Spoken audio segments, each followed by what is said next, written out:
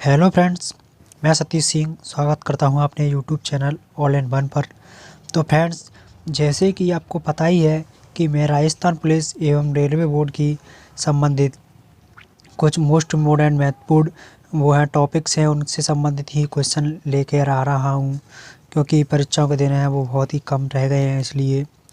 तो फ्रेंड्स, मैं चाहता हूं कि इन क्वेश्चनों को आप अपनी एक नोटबुक लें, बना लें थोड़ी सी, और उसमें साथ के साथ ही नोट करें, क्योंकि साथ के साथ नोट करने से होगा ये कि आप किसी भी चीज़ को एक बार लिख देते हैं तो आपको अच्छी तरीके से वो याद रहती है और याद रह जाती है। तो इससे आपको बहुत ही फ़ायदा होने वाला है। तो इसलिए मैं बोल रहा हूँ, भले ही आप उसको एग्ज़ाम टाइम पर रिवीजन भी कर सकते हैं उसका, तो आपके लिए बहुत ही फ़ायदेमंद होगी। इसलिए मैं बोल रहा हूँ कि आप चाहें तो एक नोटबुक में नोट के तौर पर इनमें नोट करते चलें साथ के साथ ही। तो आपको ये वीडियो कैसा लगा इसके बारे में भी मुझे बताएं। तो चलिए, बिना टाइम बर्बाद किए हम अपने क्वेश्चन की ओर चलते हैं। तो जैसे कि आपको पता ही है, आज मैं भूगोल से संबंधित क्वेश्चन करा रहा हूँ। तो चलिए देखते हैं। ये रहा पहला क्वेश्चन आपकी स्क्रीन पर। तो ये है पहला क्वेश्चन आपकी स्क्रीन पर। प्राचीन भारतीय भौगोलिक मान्यता के अनुसार भारतवर्ष किस द्वीप का अंग था? तो पहला ऑप्शन है पुष्कर द्वीप, दूसरा है जम्बू द्वीप, तीसरा है कांच द्वीप और चौथा है कुश द्वीप। तो आपको इनमें से अपने मन में सोचना है और 10 सेकंड के अंदर आपको राइट आंसर बताना है।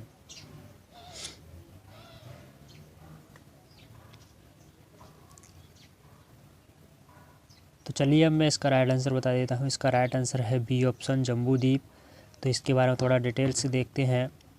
पौराणिक भूगोल के अनुसार जम्बू द्वीप भूलोक के सप्त महाद्वीपों में से एक है। ठीक है फ्रेंड्स, यह द्वीप पृथ्वी के केंद्र में स्थित है, यानी कि बीचों बीच में स्थित है। इसके चारों ओर हैं वो हैं इलाव्रत है, भद्राश्व है, किंगपुरुष है, भारत है, हरि है, केतुमाल है, रम्यक है, कुरु है और हिरण्यमय है। ये 9 खंड हैं, ये इसके चारों ओर हैं। इनमें से भारतवर्ष ही है वो क्या है, मृत्यु लोक है, यानी कि जो पृथ्वी है अपनी, उसी में सिर्फ मृत्यु लोक और जीवन लोक है। और बाकी के जो सभी हैं वो शेष हैं वो देवलोक, यानी कि वहाँ पर सिर्फ देवी देवताओं का निवास है, ऐसा माना जाता है। तो इसके चतुर्दिक लवण हैं, सागर है। जम्बू द्वीप का नामकरण यहाँ स्थित है वो जम्बू वृक्ष यानी कि जामुन के वृक्ष के कारण हुआ है। तो ठीक है फ्रेंड्स, जम्बू द्वीप है, इसका नाम है वो जामुन के वृक्ष के कारण पड़ा है। जम्बू द्वीप के क्रमानुसार हैं वो बड़े द्वीप हैं, वो इस प्रकार हैं, जैसे कि पहले है प्लचका, दूसरा है सालमल, तीसरा है कुश, चौथा है क्रौच, पाँचवा है साग और छठवां है पुष्कर और सातवां तो अपना ये है ही है जम्बू द्वीप। तो आपको ये याद रखने हैं कि द्वीप हैं वो 7 हैं और खंड हैं वो 9 हैं। तो आपको याद रखने हैं और इस क्वेश्चन से हमें इतनी जानकारी मिल जाती है। अब बात करते हैं हम अपने दूसरे क्वेश्चन की। तो ये देखिए आपका दूसरा क्वेश्चन कि सर्वप्रथम इंडिया शब्द का प्रयोग है वो भारत के लिए किस भाषा में किया गया था? तो वो आपको भाषा बतानी है कि वो कौन सी भाषा है जिसमें सबसे पहले इंडिया शब्द का प्रयोग किया गया था। तो वो भाषा है उर्दू, ग्रीक, फारसी, अरबी। आपको इन 4 ऑप्शन में से राइट आंसर बताना है।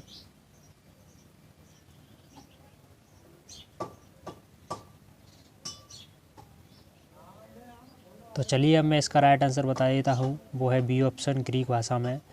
तो ग्रीक लोगों ने अनेक भारतीय नदियों के, राजाओं के और शहरों के अपनी भाषा में अजीबोगरीब नाम रखे हैं, जिनके बारे में उनमें से कुछ मोस्ट हैं उनको मैं बता देता हूँ। जैसे कि पाटलिपुत्र को जो ग्रीक के लोग थे वो पालीपुत्रा के नाम से जानते थे या पालीपुत्रा कहते थे। मथुरा को मेटोरा के नाम से जानते थे या बोलते थे। बल्ख है उसको बक्ट्रिया के नाम से जानते थे। इसी बीच उन्होंने जो अपने हमारी सिंधु नदी है उसको इंडस नाम दिया था, और जो झेलम नदी है उसको हाइडेप्सस नाम दिया था। तो इस क्वेश्चन से हमें इतनी जानकारी मिल जाती है। अब बात करते हैं हम अपने तीसरे क्वेश्चन की। तो चलिए, तीसरा क्वेश्चन है ये आपकी स्क्रीन पर देखिए कि जो भारत की जो मुख्य भूमि की जो दक्षिणी सीमा है वो कौन सी है, आपको इसमें चारों ऑप्शन में से बताना है कि 6 डिग्री 4 उत्तरी अक्षांश है, 7 डिग्री 4 उत्तरी अक्षांश है, या 8 डिग्री 4 उत्तरी अक्षांश है, या फिर 6 डिग्री 8 उत्तरी अक्षांश है। तो आपको इसमें से राइट आंसर बताना है।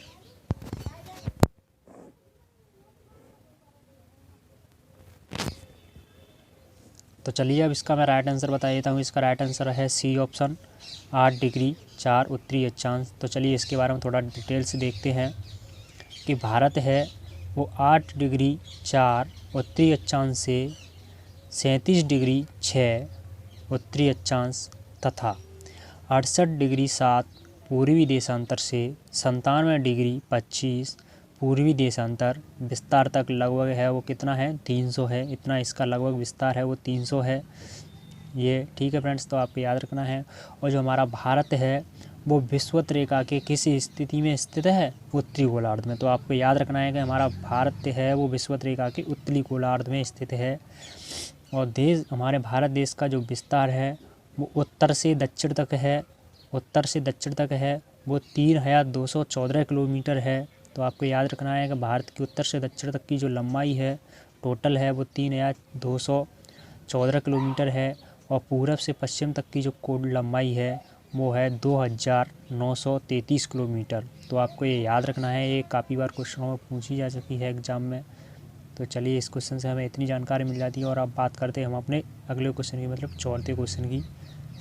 तो ये रहा चौथा क्वेश्चन, भारतीय मानक समय आधारित है। तो भारतीय जो हमारा मानक समय है वो किस देशांतर पर या किस डिग्री देशांतर पर आधारित है।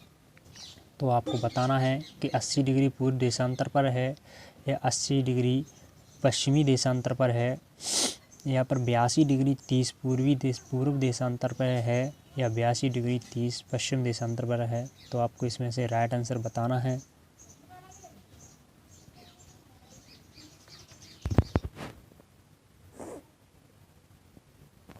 तो चलिए अब मैं इसका भी राइट आंसर बता देता हूँ। इसका राइट आंसर है 82 डिग्री 30 पूर्व देशांतर, सी ऑप्शन।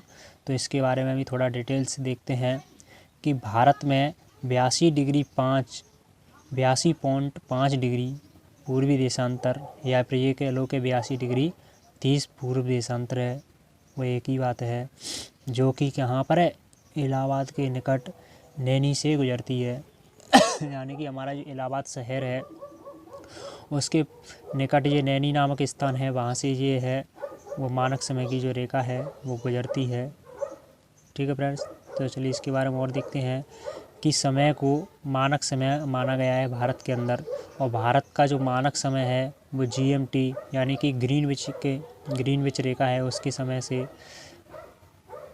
82.5 डिग्री पूर्व है, यानी कि उससे आगे चलता है। जिसका अर्थ है कि हमारा जो मानक समय है वो ग्रीनविच के मानक समय से कितना 5.5 घंटे आगे चलता है, आगे है। अर्थात ग्रीनविच है वो इंग्लैंड में है। तो जैसे कि जब इंग्लैंड में दोपहर के 12 बजे का समय होता है, तब हमारे भारत देश में शाम के 5:30 बजे होते हैं। तो आपको ये याद रखना है। काफ़ी बार क्वेश्चन यहाँ से भी बन जाता है कि इंग्लैंड में अगर 12 बज रहे हैं, दिन के दोपहर के 12 बजे हैं, तो भारत में उस समय कितने बज रहे होंगे। तो इस तरीके के क्वेश्चन भी आ जाते हैं। तो आपको याद रखना है, इसी हिसाब से 5.5 घंटे का अंतर के हिसाब से आपको निकाल के दे देना है। तो इस क्वेश्चन से हमें इतनी जानकारी मिल जाती है। और अब बात करते हैं हम अपने अगले क्वेश्चन की। तो ये है अगला क्वेश्चन कि भारत का जो प्रामाणिक समय है उस स्थान का स्थानीय नाम समय है वो जो है वो स्थित है, तो कहाँ से स्थित है या कहाँ के समीप है। तो अभी मैंने आपको चौथे क्वेश्चन में बताया है, तो आपको इसको बिना डाउट के बता देना चाहिए। तो चलिए ऑप्शन देखते हैं। पहला है दिल्ली के समीप है, दूसरा है कोलकाता के समीप, तीसरा है इलाहाबाद के समीप, चौथा है भोपाल के समीप। तो आपको इन चारों में से ऑप्शन में से राइट आंसर को बताना है। तो चलिए बताइए।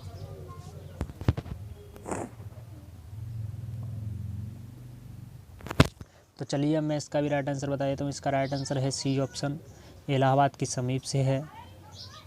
तो भारत में जो पूर्वी देशांतर है जो कि इलाहाबाद के निकट है वो नैनी नामक स्थान से गुजरती है, वहीं से अपने भारत देश के समय को मानक समय के रूप में माना गया है।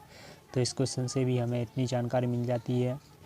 चलिए अब बात करते हैं हम अपने अगले क्वेश्चन की छठ में की। तो ये है कि इंडियन स्टैंडर्ड टाइम और ग्रीनविच टाइम में कितने समय का अंतर है। और ये क्वेश्चन है JPSC 2011 में पूछा जा चुका है फ्रेंड्स।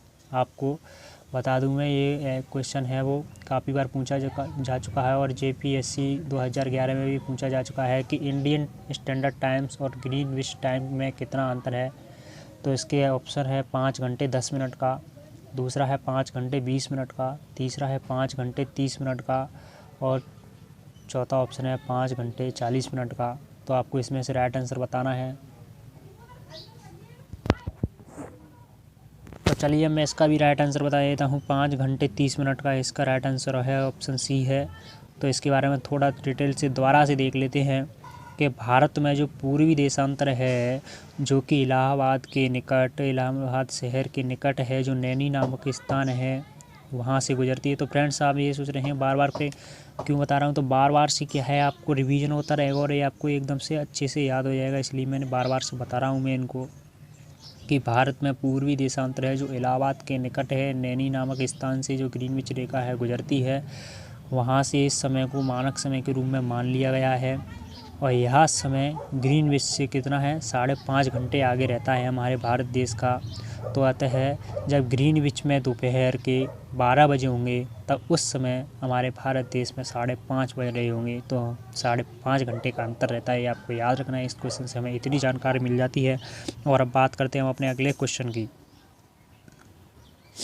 तो ये है हमारा अगला क्वेश्चन। भारत का जो ध्रुव है वो दक्षिणी भाग है, तो दक्षिणी भाग की जो विषुवत रेखा से कितनी दूरी है। तो आपको इसमें बताना है कि भारत का ये ध्रुव दक्षिणी भाग है, तो दक्षिणी रेखा पर जो विषुवत रेखा से है वो कितनी दूरी है। तो पहला ऑप्शन है 776 किलोमीटर, 867 किलोमीटर या 876 किलोमीटर, या फिर चौथा ऑप्शन है 916 किलोमीटर। आपको इसमें से राइट आंसर बताना है।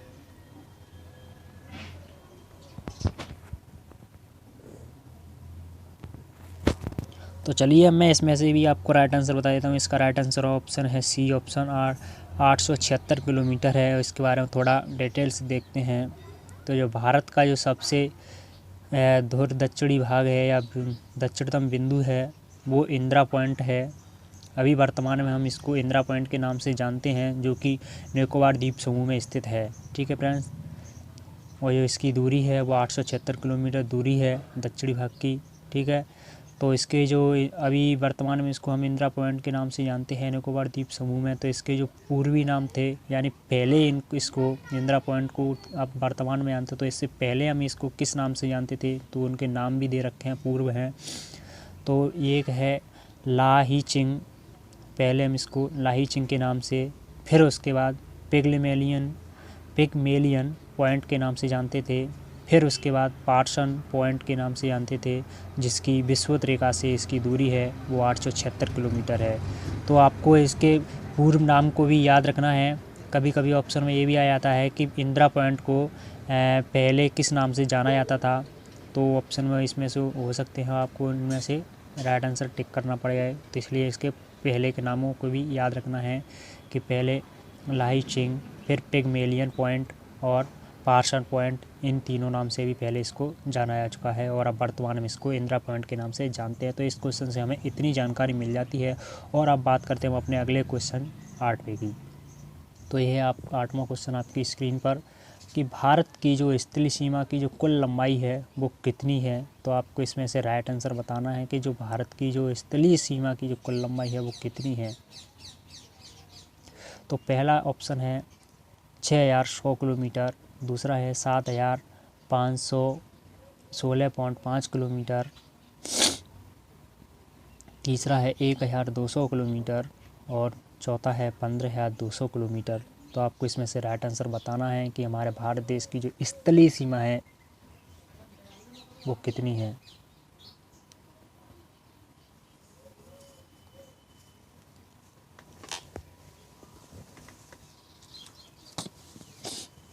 तो चलिए अब मैं इसका राइट आंसर बता देता हूँ आपको। इसका राइट आंसर है डी ऑप्शन, 15200 किलोमीटर है भारत की जो स्थलीय सीमा की लंबाई है वो। तो चलिए इसके बारे में डिटेल से देखते हैं कि भारत की जो कुल स्थलीय सीमा की जो लंबाई है वो 15,106 किलोमीटर मिल सकती है आपको, 15,200 भी मिल सकती है, या पर 15,280 किलोमीटर। इन तीनों में से आपको एक ही ऑप्शन में एक ही लंबाई मिलेगी। आपको इन तीनों लंबाइयों को याद रखना है कि मान लीजिए अभी 15,200 किलोमीटर की या 15,106 मिल गई आपको, या 15,280, तो आपको उसमें कंफ्यूज नहीं होना है और आपको अच्छे से याद रखना है कि किसकी लंबाई कितनी है। तो भारत की जो कुल स्थलीय लंबाई है इन तीनों में से एक हो सकती है, 15,106 किलोमीटर, या फिर 15,200 किलोमीटर, या फिर 15,280 किलोमीटर, कुछ भी हो सकती है। तो आपको ये याद रखना है, जो कि भारत के 17 राज्यों को छूती है। कितने राज्यों को छूती है आपको ये भी याद रखना है। भारत के कितने राज्यों को? 17 राज्यों को छूती है, तथा 7 देशों के साथ लगती है। और कितने देशों के साथ में लगती है? तो 7 देशों के साथ में लगती है। और कितने राज्यों को छूती है? तो 17 राज्यों को छूती है। आपको इस क्वेश्चन से इतनी जानकारी मिल जाती है। और अब बात करते हैं अपने अगले क्वेश्चन की, तो वो है ये आपकी स्क्रीन पर, कि द्वीपों सहित भारत की जो तट रेखा की जो लंबाई है वो कितनी है। यानी कि तटीय रेखा, यानी समुद्री किनारों की जो रेखा होती है उसको तटीय बोलते हैं, तटीय रेखा बोलते हैं।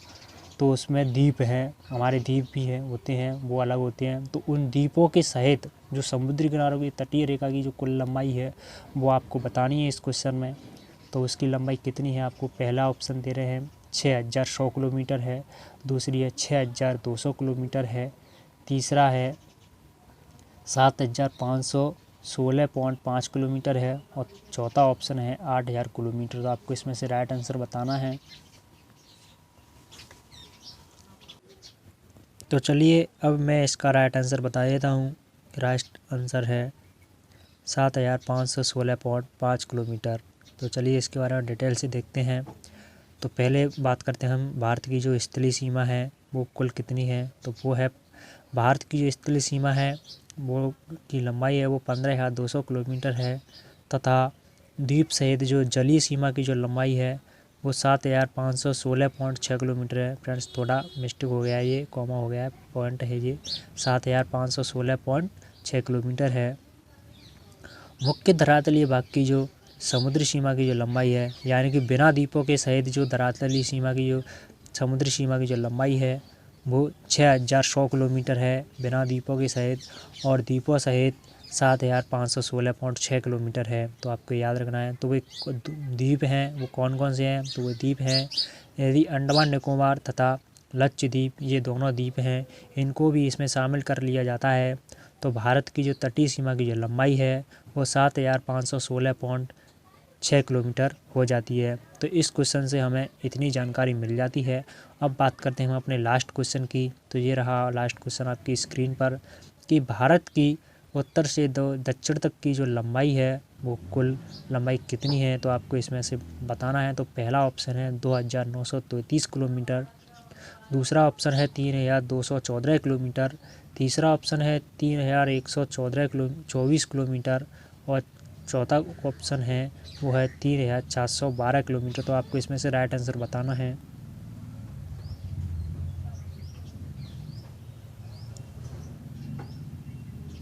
तो चलिए अब मैं इसका भी राइट आंसर बता देता हूँ। इसका राइट आंसर है बी ऑप्शन, 3,214 किलोमीटर है उत्तर से दक्षिण तक की जो लंबाई है। तो चलिए इसके बारे में थोड़ा डिटेल से देखते हैं। 82 डिग्री एक, तो फ्रेंड्स यहाँ पर भी जो डिग्री है वो क्या हो गया है, 0 हो गया है मिस्टेक से। तो आपको ये याद रखना है कि 82 डिग्री 1/2 या फिर 82 डिग्री 5 पूर्व देशांतर इसके लगभग कहाँ से, मध्य से गुजरती है। यहीं से जो है वो देश का क्या है, मानक समय लिया गया है। ठीक है फ्रेंड्स। तो अब बात करते हैं हम इसकी लंबाई की। तो इसकी पूर्व से जो पश्चिम तक की जो लंबाई है वो 2,933 किलोमीटर। आपको याद रखना है कि पूरब से पश्चिम तक की लंबाई है वो थोड़ी कम है, 2,933 किलोमीटर है, और जो उत्तर से दक्षिण तक की जो लंबाई है वो 3,214 किलोमीटर है। तो आपको बिना डाउट के इनकी लंबाई को याद रखना है, और ये काफ़ी बार एग्जाम में पूछी जा चुकी है। तो इस प्रकार ये हुए आज के हमारे 10 क्वेश्चन। तो फ्रेंड्स आपको मेरा ये वीडियो कैसा लगा मुझे कमेंट करके ज़रूर बताएं, और अपने दोस्तों के साथ शेयर ज़रूर करें, क्योंकि हो सकता है उन्हें एग्ज़ाम में इन क्वेश्चनों में से थोड़ी बहुत मदद मिल सके। तो फ्रेंड्स मैं कह रहा हूँ कि आप इनको मेरी वीडियो को ज़्यादा से ज़्यादा देखें, लाइक करें, शेयर करें, कमेंट करें, जिससे कि मुझे भी मोटिवेशन मिलता है और मैं भी आपके लिए अच्छे से अच्छे टॉपिक लाया करूँगा। और आपको किस टॉपिक पर जैसे वीडियो चाहिए तो वो भी मुझे बता सकते हैं और मैं उसी टॉपिक पर वीडियो बनाऊँगा। तो तब तक के लिए take care, thanks for watching, धन्यवाद। मिलता हूँ मैं अगले ऐसे ही वीडियो के साथ में, तब तक के लिए एंजॉय करें।